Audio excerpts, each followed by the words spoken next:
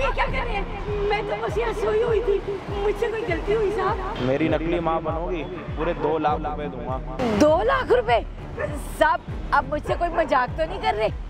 अरे आप वो सब छोड़ो ना, आप ये बताओ आप मेरी नकली माँ बनने के लिए तैयार हो? हाँ हाँ साहब बनूंगी ना, पर साहब मुझे करना क्या होगा? और मैं तो इतनी गरीब हूँ, भिखारन हूँ, मैं तो आपकी माँ लगूंगी नहीं। आप वो सारी चीजें ना मेरे ऊपर छोड़ दो और आप मेरे साथ आओ। जी साहब, जी साहब।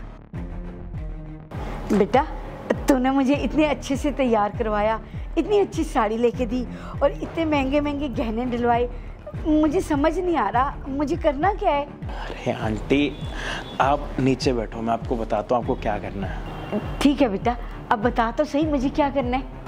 देखो अभी ना यहाँ पे मेरी वाइफ आएगी, ठीक है? उसके सामने ना आपको ये दिखाना है कि आप मेरी माँ हो, ठीक है?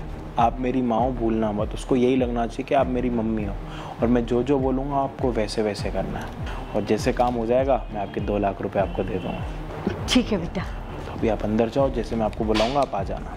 ठीक है। क्यों बुलाया मुझे? अरे रोज रोज के चक्करों से ना मैं थक गई हूँ। 6 महीने से कोर्ट के चक्कर काट रहे हैं। डाइवोर्स हो चुका है ना, तो चुपचाप से जितने भी एलिमनी के पैसे हैं वो मेरे अकाउंट में ट्रांसफर करो और ये सारी नौटंकी बंद करो। एलिमनी वो क्या होती है? एलिमनी क्या होती है? अब तुम्हारी 50% प्रॉपर्टी बिजनेस जा रहा है तो तुम ये भी भूल जाओगे कि वो क्या होती है। खैर छोड़ो, क्या फर्क पड़ता है, तुम्हें पता हो चाहे ना पता हो, देना तो तुम्हें पड़ेगा ना ये सब, तो चुपचाप से दो और ये सब जो चल रहा है ना ये सब खत्म करो ताकि मैं अपनी लाइफ में आगे बढ़ सकूं। पर मेरे पास तो अपना कुछ है ही नहीं, मैं तो बिल्कुल कंगाल हूँ, मेरे नाम पर तो 1 रुपया नहीं है, तो मैं तुम्हें ये प्रॉपर्टी कहाँ से दे दूंगा? कंगाल हो तुम? किसको बेवकूफ बना रहे हो? 1 साल हमने डेट किया है, फिर 6 महीने शादी में रहे हैं, फिर अब डाइवोर्स को भी 6 महीने होने वाले हैं, तो बहुत अच्छे से जानती हूँ मैं कि तुम्हारे पास क्या है और क्या नहीं। कंगाल तो तुम बिल्कुल भी नहीं हो। इतने बिजनेस है तुम्हारे नाम पर, 3-4 प्रॉपर्टीज है तुम्हारे नाम पर, तभी तो तुमसे शादी करी थी ताकि तुमसे सब कुछ हथिया सकूं। यही प्लान था मेरा कि शादी करूंगी, 6 महीने बाद डाइवोर्स देके ये सब कुछ लेके फिर। और अब तेरे को लग रहा है कि तू ये सब बोलेगा कि मेरे पास कुछ नहीं है, मैं कंगाल हूँ, तो मैं पागलों की तरह जाके केस वापस ले लूंगी और एलिमनी नहीं मांगूंगी। मुझे पता है तेरे पास क्या क्या है और क्या क्या नहीं, तो मैं तो मांगूंगी पैसे और तेरे को देने भी पड़ेंगे। अरे तो चेतना, मैंने तो तुम्हें कभी मना ही नहीं करा कि वो कंपनी, वो फैक्ट्री, वो सारे बिजनेसेस नहीं है। मैं वो सारे बिजनेसेस संभालता भी हूँ और उनकी देख रेख भी करता हूँ, बट एक ना छोटी सी प्रॉब्लम है, और वो प्रॉब्लम ये है कि वो सारी चीज़ें ना मेरे नाम पर नहीं है, मेरी माँ के नाम पर है। माँ? 2 साल से जानती तुमको, अभी तक तो तुम्हारी माँ थी नहीं कोई, अब तुम्हारी माँ कहाँ से टपक गई अचानक से? वो क्या है ना, आज तक तुम मेरे साथ थी तो शादी भी हो गई हमारी, और उससे पहले 1 साल तक हम रिलेशनशिप में भी थे, पर मैंने ना कभी तुम्हें अपनी माँ के साथ मिलाया नहीं, कभी ना अंदर से वो वाली आवाज़ आई नहीं कि तुम मेरी माँ के लायक हो, इसलिए मैंने तुम्हें अपनी माँ से कभी मिलाया ही नहीं। वैसे भी अभी तो तुम्हें सारी चीज़ों के बारे में पता लग चुका है कि प्रॉपर्टी, ये कंपनी, फैक्ट्री मेरे नाम पर तो है नहीं, मेरी माँ के नाम पर है, तो इस हिसाब से तो तुम्हें कुछ मिलेगा नहीं। देखो अजय, मेरे सामने ना ये ड्रामा करने की जरूरत नहीं, मुझे बहुत अच्छे से पता है कि तुम्हारी कोई माँ नहीं है, तुम बस ये बोलना चाहते हो ताकि तुम्हारी बातों में आके मैं केस वापस ले लूँ। देखो तुम्हें अगर ये वाली बात झूठ लग रही है ना, तो मैं इस चीज़ का तुम्हें प्रूफ भी दे सकता हूँ, प्रूफ देता हूँ। Mummy mummy mummy. हाँ बेटा, तूने मुझे बुलाया? देख लो चेतना, मेरी मम्मी आ गई।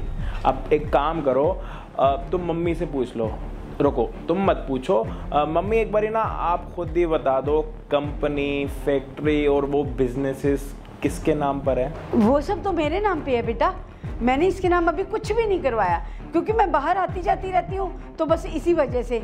सुन लिया चेतना, अब तो प्रूफ मिल गया कि मेरी माँ भी है और वो बिजनेसेस भी सारे मेरी मम्मी के नाम पर हैं। अब अगर तुम्हें कोई और प्रूफ चाहिए तो वो भी बता दो, और अगर तुम्हें अब ये लग रहा है कि तुमने मेरे साथ शादी इसलिए की थी कि मैं पैसे वाला हूँ, ये फैक्ट्रियाँ वगैरह मेरे नाम पर होंगी, तो तुमने तो बहुत बड़ी गलती कर ली। और अब तो तुमने अपने मुंह से बोल ही दिया कि पैसे वगैरह देख के तुमने मेरे साथ शादी करी और डाइवोर्स भी जानबूझ के लिया ताकि ये प्रॉपर्टी और ये कंपनी तुम्हारे नाम पे हो सके। बट अफसोस, ये सपना ना तुम्हारा अधूरा रह जाएगा। और एलिमनी लेने के लिए आई थी, अब मुझे लगता है कि तुम्हें यहाँ से ना कुछ नहीं मिलेगा। तुम आई थी एलिमनी लेने के लिए, बट अफसोस तुम्हें ना इस घर से फूटी कौड़ी नहीं मिलेगी। तूने ना फ्रॉड किया है मेरे साथ। तूने मुझे सब कुछ दिखाया था कि फैक्ट्री, बिजनेस, ये प्रॉपर्टीज तेरी है।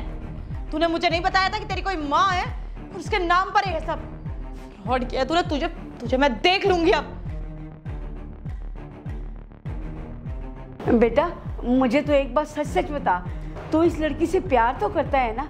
कहीं तू इसके साथ फ्रॉड तो नहीं कर रहा ना? आंटी, आपको लगता है कि मैं उसके साथ फ्रॉड कर सकता हूँ, या फिर आपको मेरा घर देख के लग रहा है कि मैं उसके साथ कोई भी ऐसा फ्रॉड कर सकता हूँ?